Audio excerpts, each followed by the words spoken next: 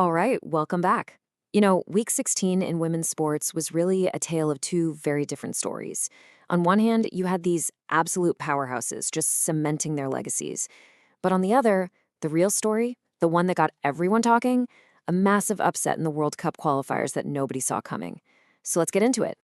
So here's how we're going to break it all down. First, we're talking about the reigning queens, the ones who are just on another level right now. Then, we'll look at the athletes and teams in that crucial building phase.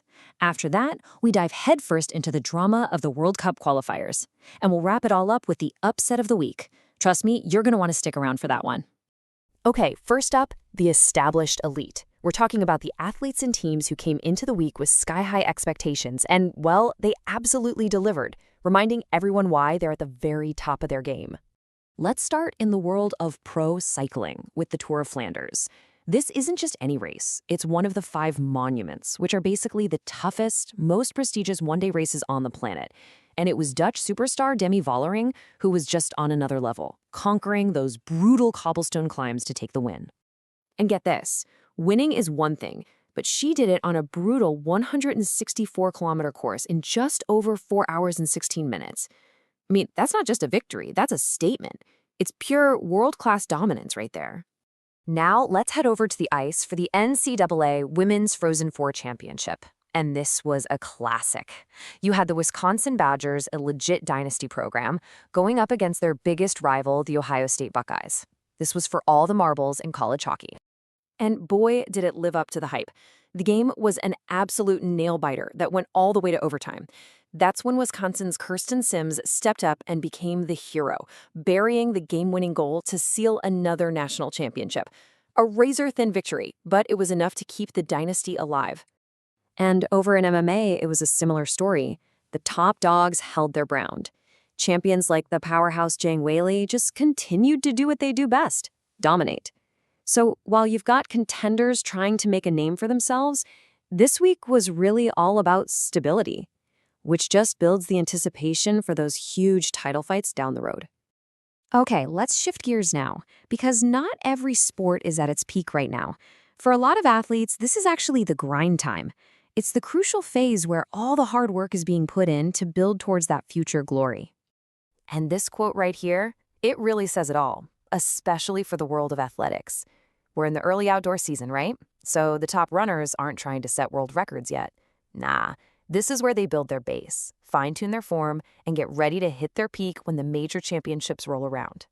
Meanwhile, in tennis, things are about to get really interesting and kind of messy. We are now in the clay court season, which is one of the most unpredictable stretches of the year. You see, the slow red clay completely changes the game. It takes away the advantage of pure power and rewards players who are smart, patient, and have incredible endurance. It's why we always see some massive upsets. So definitely keep an eye on what's happening in Stuttgart and Rouen. And this whole theme of growth is happening all over the place. Rugby's getting huge visibility with the Pacific 4 Series. Cricket's T20 format is making the game faster, more aggressive, and way more global. And of course, in basketball, the NCAA tournament just reminded us that it is the place to find the next generation of WNBA superstars. All right, now for the main event of the week. Let's talk about the intense, high-stakes drama of the FIFA Women's World Cup Qualifiers. Teams are battling it out for a spot in the 2027 tournament in Brazil, and let me tell you, the pressure was on full display. First off, the Australian Matildas just put on a show, dismantling Malawi with a 5-0 win.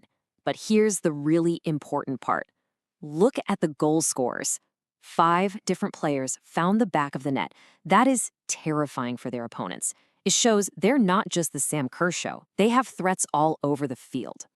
And then you had this absolute clash of titans. European champs England taking on the world champions Spain at a sold-out Wembley.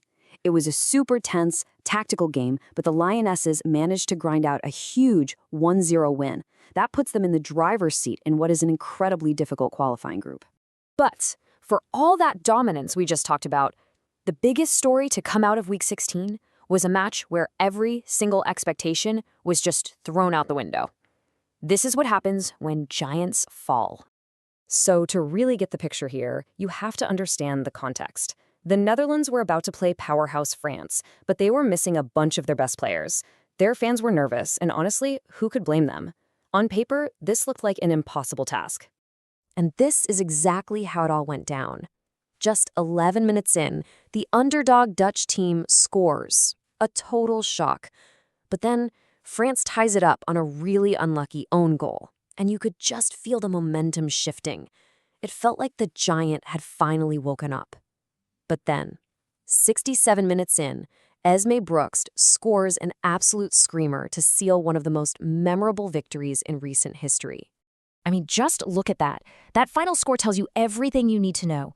A depleted Dutch team went up against one of the best squads in the world and pulled off the impossible. It's a result that completely blows their qualifying group wide open. Just an incredible, incredible performance. So, as we close the book on week 16, this is what we're left with. Dynasties are still holding strong, sure, but as we saw on the soccer pitch, no one is invincible.